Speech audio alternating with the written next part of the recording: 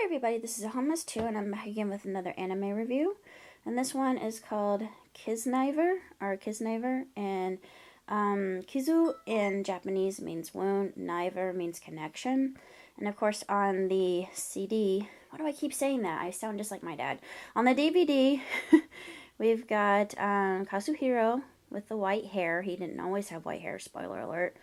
My favorite, Tenga-kun. And Nico, I like Nico too.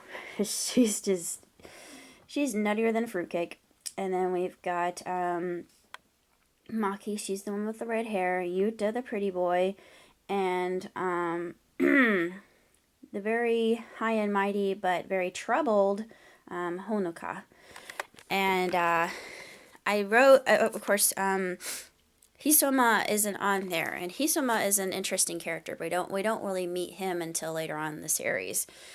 But Kazuhiro, he can't feel pain, so he always wanted to feel that connection with people, but never really had it. And in the first episode, we meet Chidori. I'm sorry, I don't know why I called her Honoka, but her name's Chidori. Chidori's the redhead. We've got Chidori and Kazuhiro and Tenga. And Tenga actually saves Kazu from being beaten up by these two ruffians, and he gives them a butt face plant, basically. It's so funny. And he sits on him. I thought, well, that's one way to defeat your foes, just give them a little bit of hip and sit on them until they're in submission. But this was done by the same people who created Kill la Kill, which is why I absolutely love it. The animation is crisp and clear and absolutely gorgeous. And I loved all the characters and their differing situations, and the wounds themselves, they don't come into play until later. But I'm not going to say how or when or why, because that'll be a huge plot point, and I'd rather not disappoint people who haven't seen it, because this is a truly interesting anime, and it's very different from any other anime that I've seen. The opening theme is very reminiscent of a rave, I think, or a laser light show, maybe more like a laser light show than a rave. And it reminds me of just the techno songs that came out during the early 90s. It was, I forget the name of the group who wrote it, but it's a great song. It's called Lay Your Hands on Me.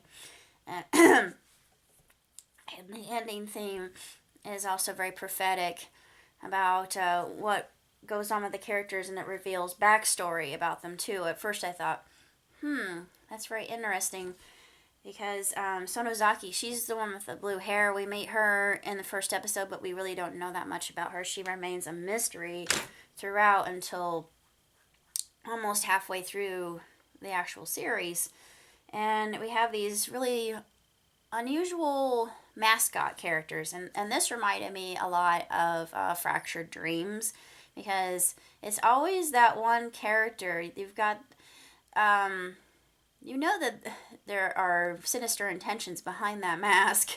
But in this case, the Gomorin, they're, I don't know, I guess they're prawns. I didn't know what they were at first. I thought, what the heck?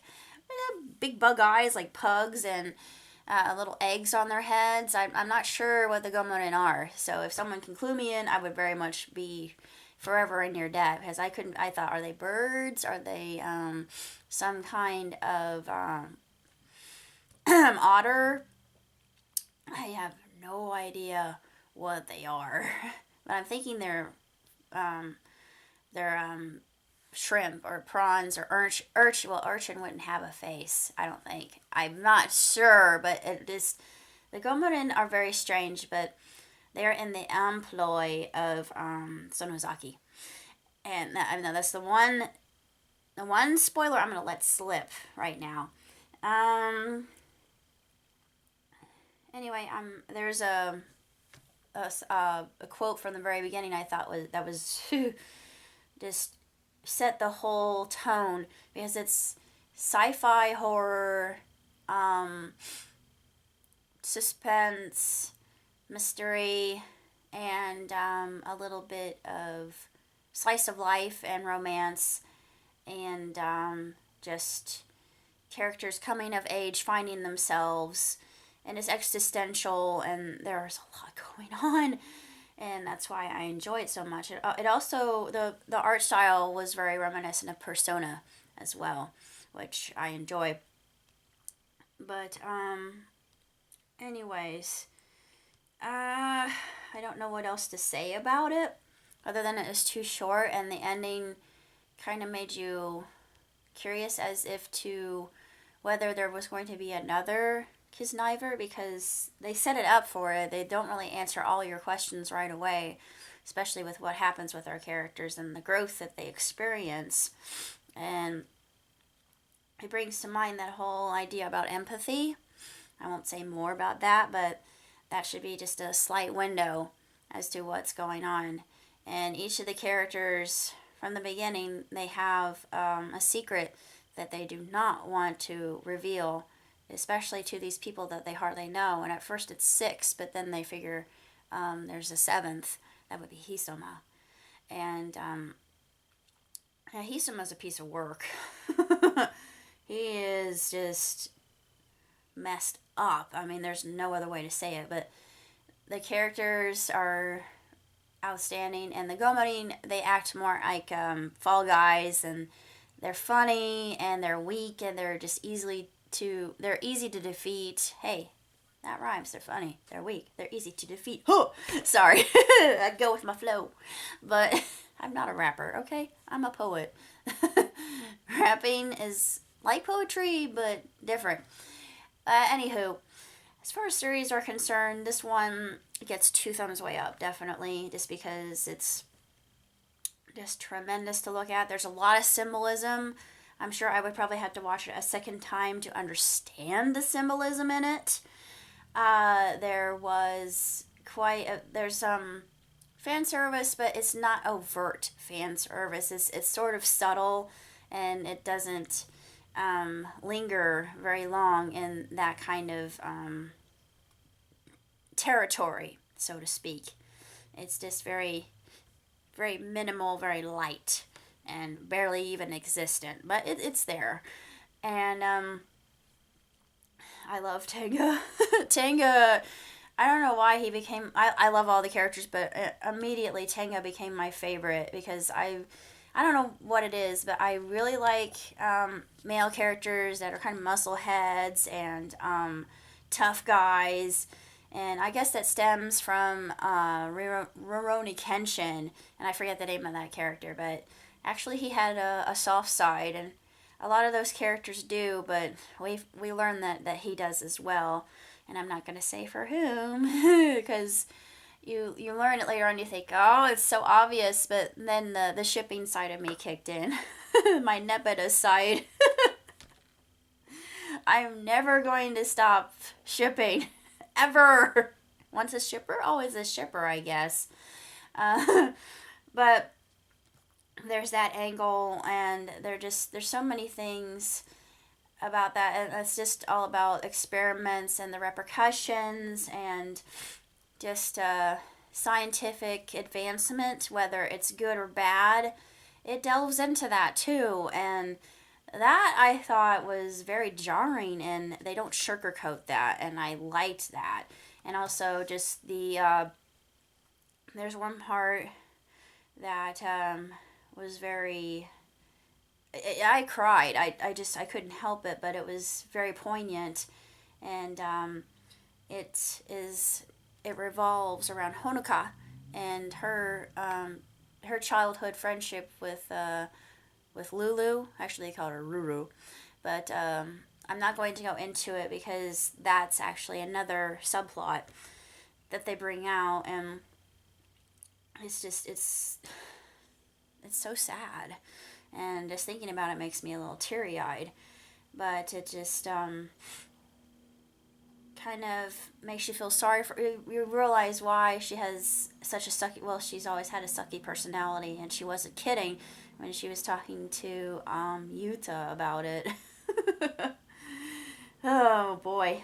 And they all have their flaws and their foibles, and they're very fragile characters. It reveals that, and it makes it more relatable, I think. Um, it just talks about community and the one, like I said, I'm gonna go back to it. The one line that sets the mood for the whole series is all for one for all.